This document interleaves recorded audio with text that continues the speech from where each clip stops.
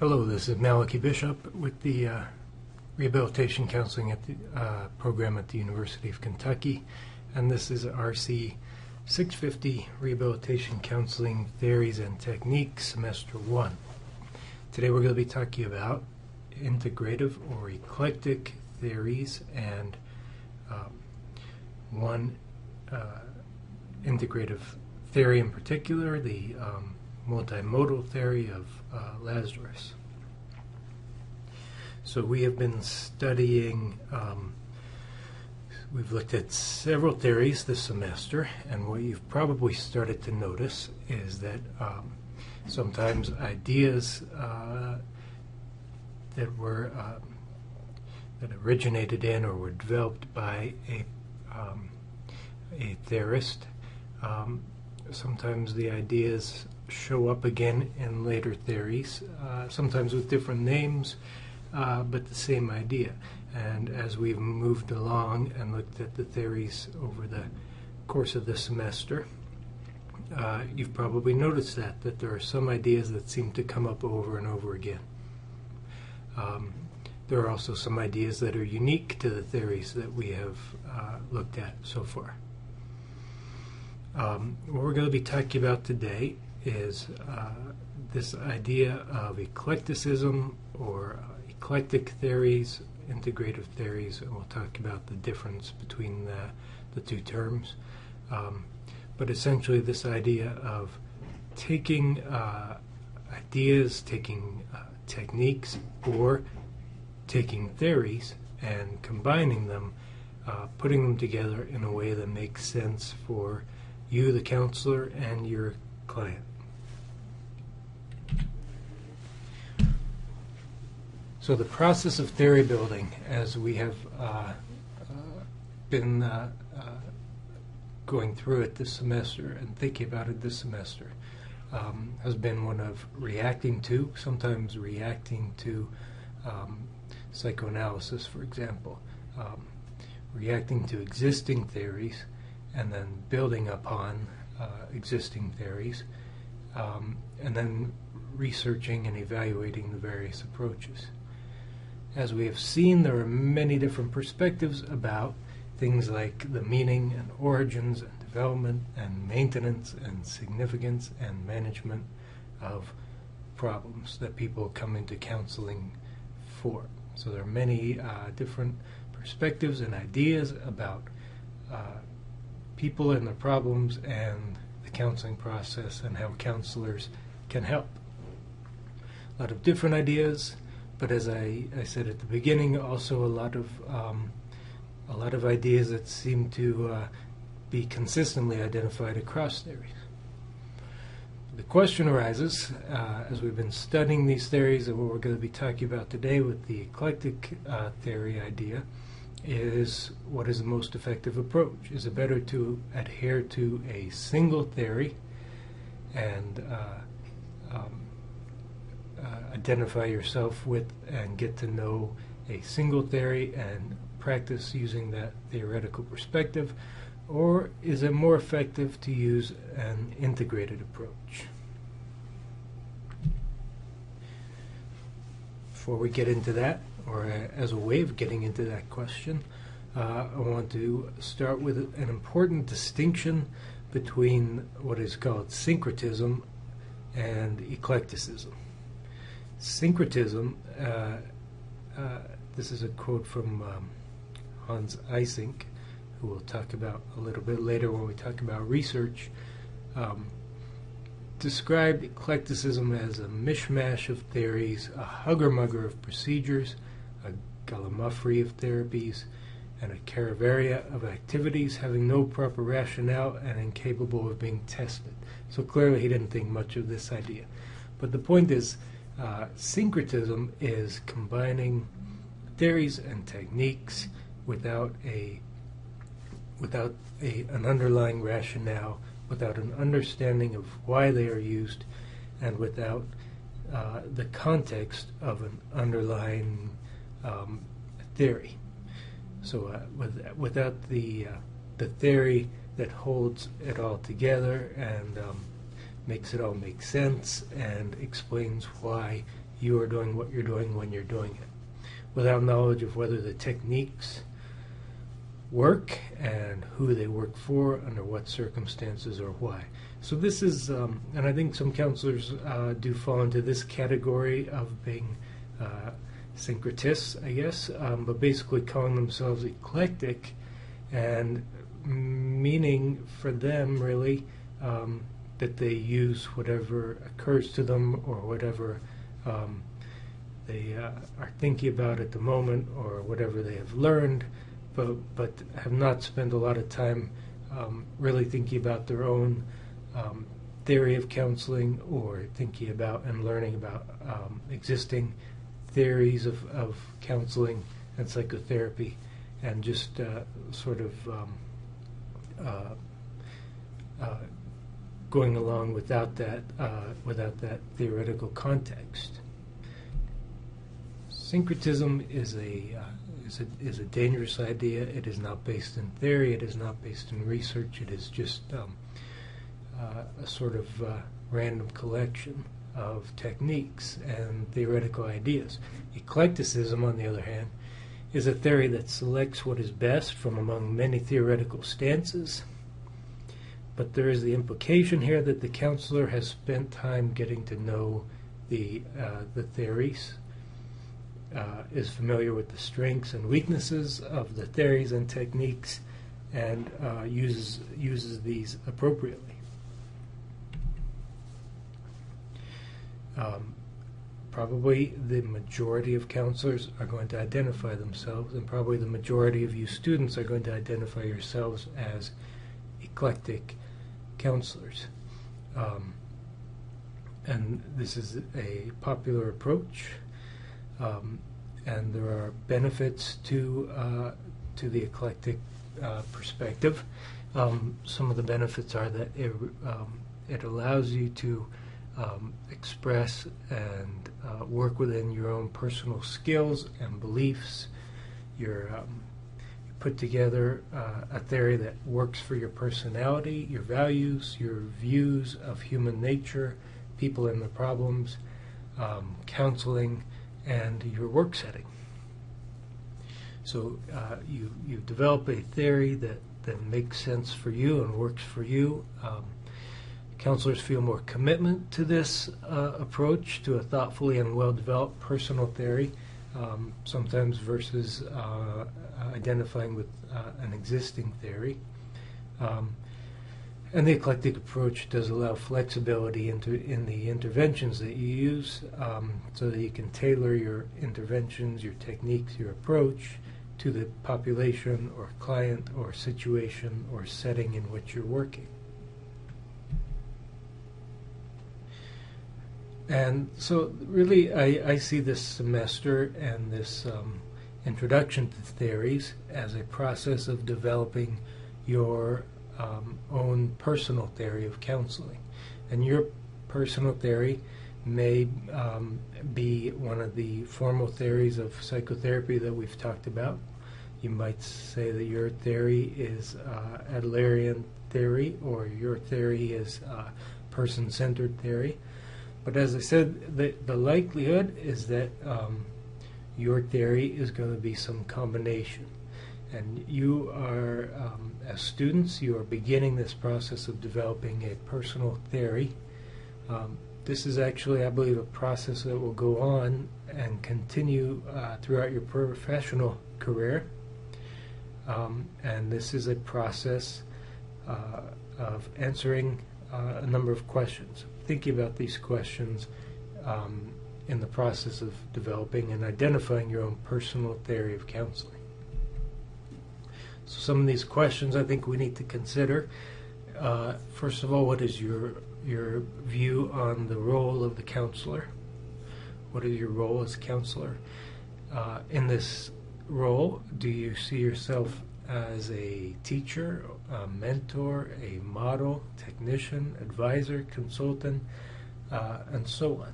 So how do you see the role of the counselor? We've seen some models as we've studied the different theories this semester of how other people identified this role. which one made sense to you, which one feels comfortable and effective for you. What is the value and importance of the relationship? Again, we've seen some theorists say that the relationship is everything, like Carl Rogers said. But we've also had some perspectives where they said that, it's nice if you have a good relationship, but it's not necessary. There are other things that are more important. So where do you stand on that question? What is your own interpersonal style in counseling? Are you going to be active, directive, reflective, cooperative partner, or blank slate? Again, we've talked about a lot of different styles. And where does your personality and your view of counseling put you in terms of your stance as a counselor in terms of interpersonal style?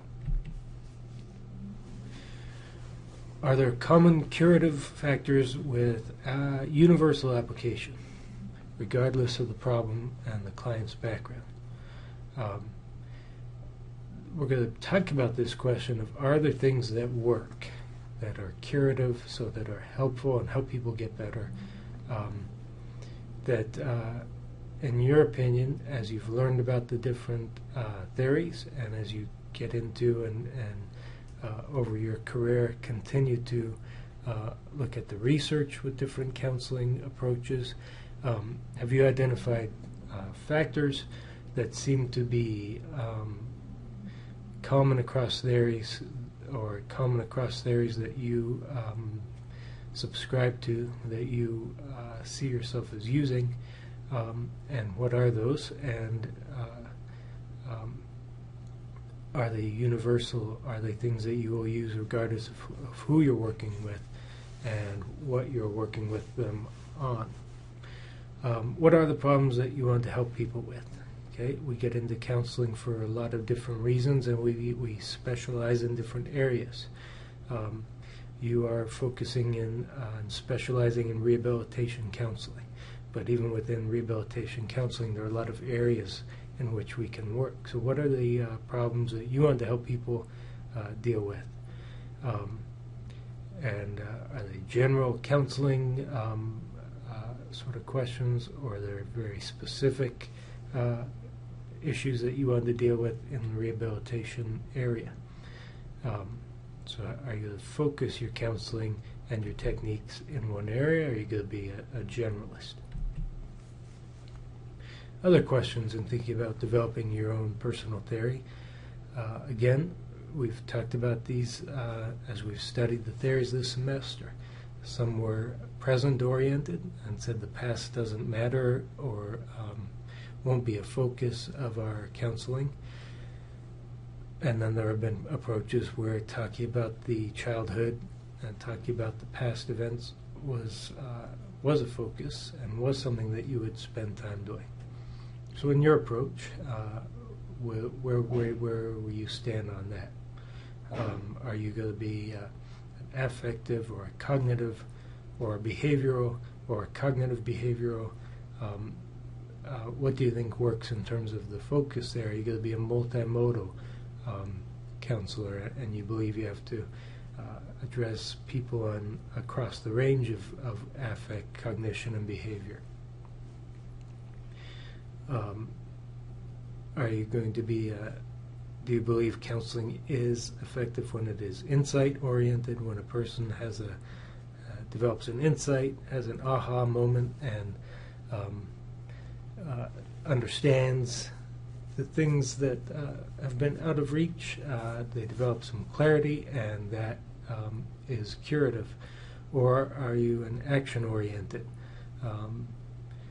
When you change, when you engage in this new behavior or this new way of thinking, then you will be better, and you'll be able to deal with this problem more effectively. Consciousness and the existence of a subconscious and questions like that. Are you a determinist, behaviorism, or psychoanalytic determinism is something that we talked about? or are you a humanist believing that we have choice and self-determine? And is your counseling theory and your approach culturally appropriate for your clients? And that too is a question and an issue we'll spend time talking about in another session. All right, so I mentioned this idea of common curative factors, things that work and are found across theories. And the question is, are there some things? And the answer is yes, there are. Some of the things that have consistently been found to be important in producing a successful counseling outcome across a whole lot of studies. First is this idea of relationship. We've talked a little bit about this before, this idea of the strength and the quality of the relationship has been shown to be an important element in counseling outcome. We're going to come back to that idea a little bit later. But when people experience an enhanced sense of mastery and self-efficacy, so when the client feels like they have learned to do something, like they feel like they have the power to create change through their own actions, they've learned something that's going to help them, then that is associated with a positive outcome. When the client feels like they've had an opportunity to learn something new, or to try and learn new behaviors, and when people feel like they have had an emotional experience, their emotions were peaked and they had some emotional changes, then all of those are also associated with positive outcomes.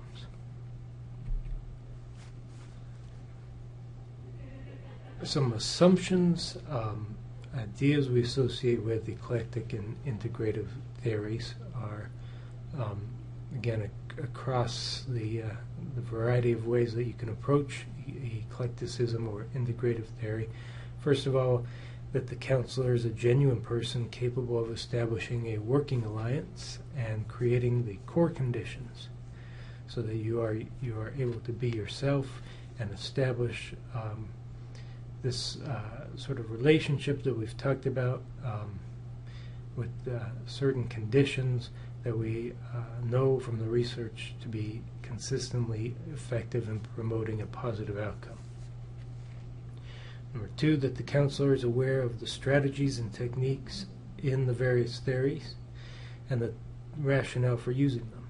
In other words, we assume when you say that you are an eclectic counselor, we assume that that means that you have actually spent the time to learn the theories that you are integrating, that you understand the theories well, you understand the techniques, when and why you would use them, and that you have the skill to use them effectively. Number three, we assume that the counselor is and will keep current on new developments in the field. Continue to educate yourself on the most effective techniques, theories, problems, and continually develop your repertoire of skills. As I said, professional learning, professional development, staying up on the research, all of these things are required of us as professional counselors, as effective counselors. It is necessary that we are reading the journals, because what works for this person with this problem changes over time as we develop new interventions and new understanding about people with this specific problem. Things change, and so it's not enough that you have learned at some point in your education that you have learned about counseling theory and counseling techniques. It is assumed that you continue to engage in professional development and learning new skills throughout your career. And then four, that the theory is logical, consistent, systematic, and scientific. So if you tell me that you have developed your personal theory of counseling and it is an eclectic or integrative theory, you should be able to explain it to me, and it should be, when I listen to it, when you listen to it, it should make sense. The various pieces should fit together in a way that makes sense and is logical and based on the research and what we know. Okay, I'll make a distinction in these terms. Technical eclecticism, which we're going to look at an example of that in a minute when we talk about multimodal theory. But technical eclecticism versus theoretical integration. Okay, important to think about and understand this distinction. Technical eclecticism is the idea that we seek to improve the ability to select the best treatment for the person and problem, guided by research on what has worked for others with the similar problem. So we're using the techniques that work, we're combining and putting together techniques that are effective for people with this problem based on the research and what the research says has worked for people with this particular problem, but not necessarily incorporating the theory from which the techniques come. So it's a combining of techniques based on research. So it's an empirical approach to combining techniques. Theoretical integration, on the other hand, is combining theories. Two or more psychotherapy systems or theories of counseling are integrated with the purpose of achieving a system that is better than either alone. So here we would be talking about not combining just techniques, but combining theoretical systems. So cognitive with behavioral, Adlerian with person-centered. So we're combining two theories or more, and the idea is we're combining the theories in theoretical integration. In technical eclecticism, we are combining techniques. So we're going to talk quickly about Arnold Lazarus's technical eclecticism, his approach, which is known as multimodal theory, multimodal therapy. And Arnold Lazarus, again, we're not going to spend time talking about his personal history as we have with some other people, but basically, briefly, the idea is that his life is an example of a person who, over the course of his life, continued to learn, continued to develop new ideas, began his career as a behaviorist, a very sort of strict behaviorist. Over time, though, he continued to learn and read and practice, and over time felt it would be more effective if he integrated some ideas from cognitive theory and affective-based theories and other theories over time. So an example of a developmental approach based on ongoing learning and professional development.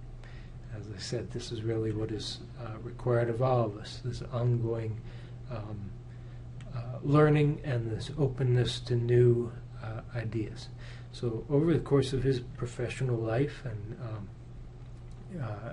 still with us, ongoing development of ideas.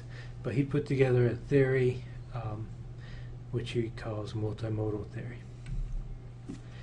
It is a technical eclecticism. We're talking about using different procedures drawn from different theories without necessarily subscribing to the theories we just talked about. And the question we're working with is, what's going to work for this client with this concern under these circumstances? What's going to work for this client with this problem under these circumstances? And Lazarus said that people are usually troubled by a multitude of specific problems that should be dealt with a broad range of specific methods. Most human problems are a combination of, or comprised of, problems in thinking, moving, feeling, sensing, imagining, and relating to each other. So if problems arise in this combination of modalities, then the approach to helping people is going to be a multimodal response. The role of the counselor from this perspective is to see the client as needing to learn skills. So it's the client needs to be educated, needs to learn some new skills, some new ways of living or dealing with their problems, and the role of the counselor is to be for the client what the client needs. If the client needs an empathic listener, if the client needs someone who's flexible and versatile, then we will be that. If the client needs a teacher, we will be that. If the client needs a coach, then we will be that. So we respond to what the client needs. And this is a fairly structured approach to counseling in terms of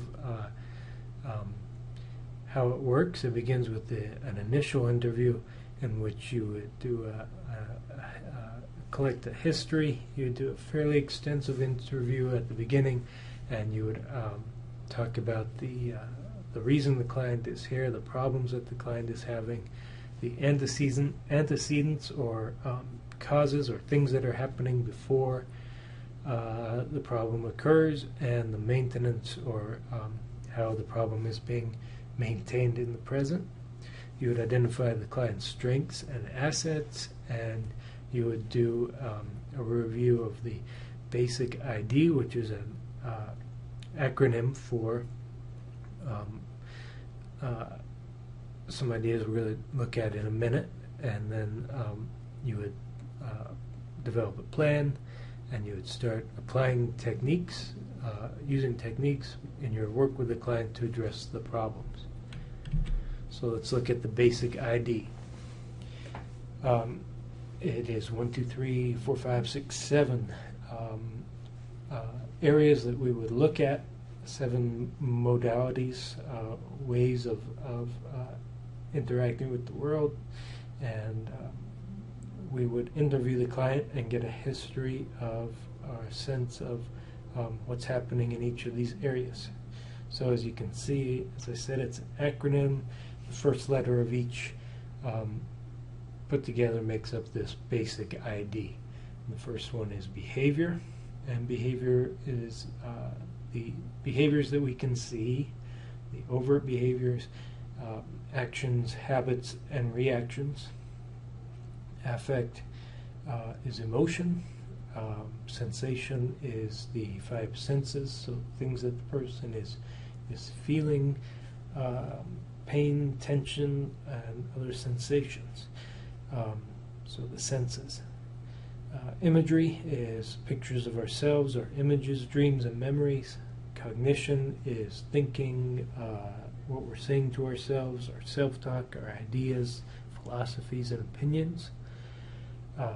The I for interpersonal, which is the social relationships, the importance of others in our lives, intimacy, and those sorts of things. And then drugs and biology are health and wellness, and medications and disability. So for each one of those, you would do you collect information, asking questions like, for behavior, what would you like to change? What would you like to start doing or stop doing? What are your strengths? What are you doing to get what you want? So you see the focus on doing. What have you tried in the past? What worked in the past? And what behaviors keep you from getting what you want? In the area of affect, you might ask questions like, what are some of the emotions that you experience on a regular basis? How do you generally feel? How do you feel in specific circumstances? So when you're at work, where you're having this problem, what are you feeling? What emotions are problematic for you? What emotions do you have difficulty expressing? How do your emotions get in the way? And what makes you happy? What makes you angry? And what makes you sad? So affect questions.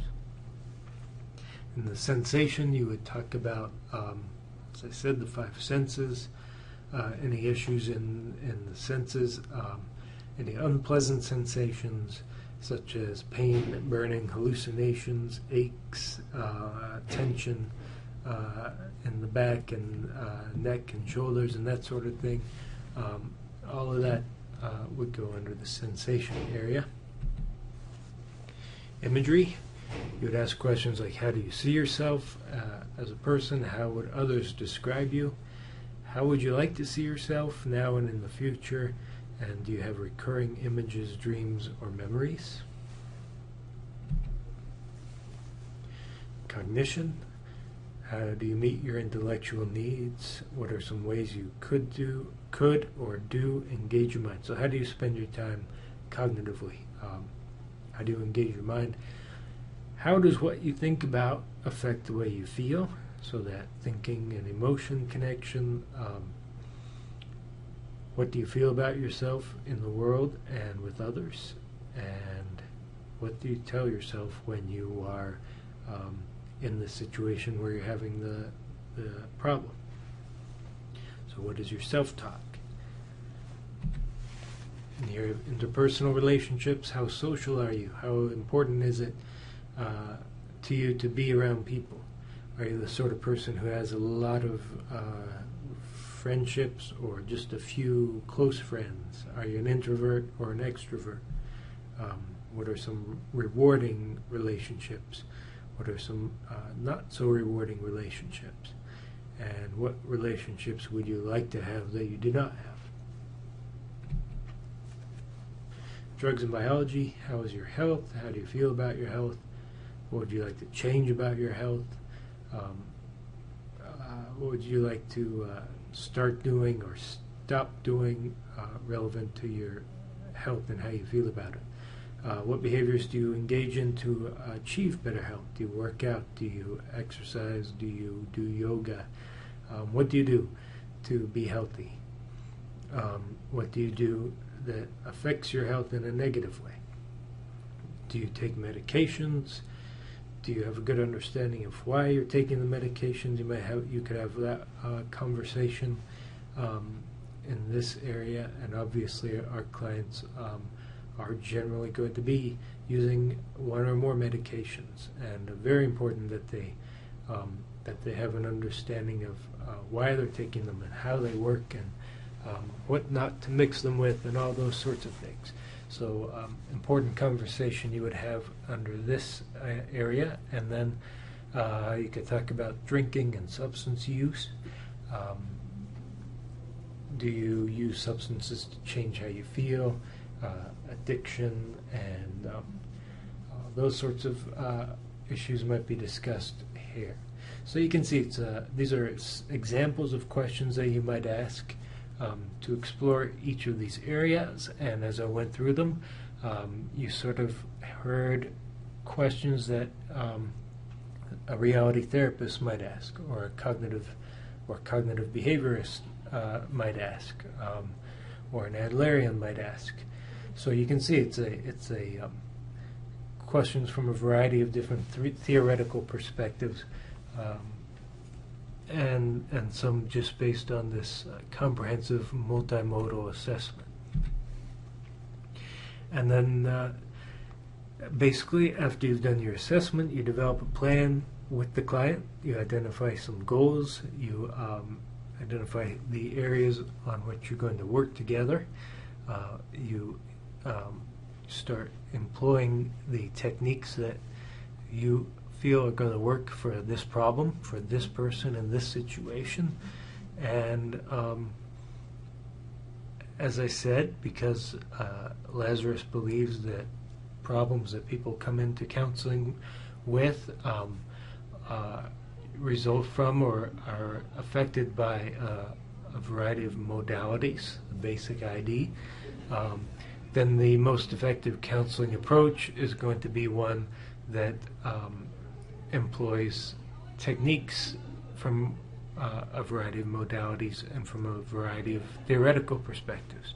So you might engage in behavioral rehearsal, practicing new skills, bibliotherapy, which is assigning the person to do some reading, read a book or a chapter or an article that is going to be educational and helpful. Assertiveness training, interpersonal skills training, hypnosis, meditation, relaxation, thought-stopping technique, the empty chair technique, paradoxical strategies. Basically, the technique that the research suggests is effective for this person with this problem. So that's the Lazarus's multimodal theory, an example of a well-defined, well-formed technical eclecticism, and that is our discussion of eclecticism and integrative theory.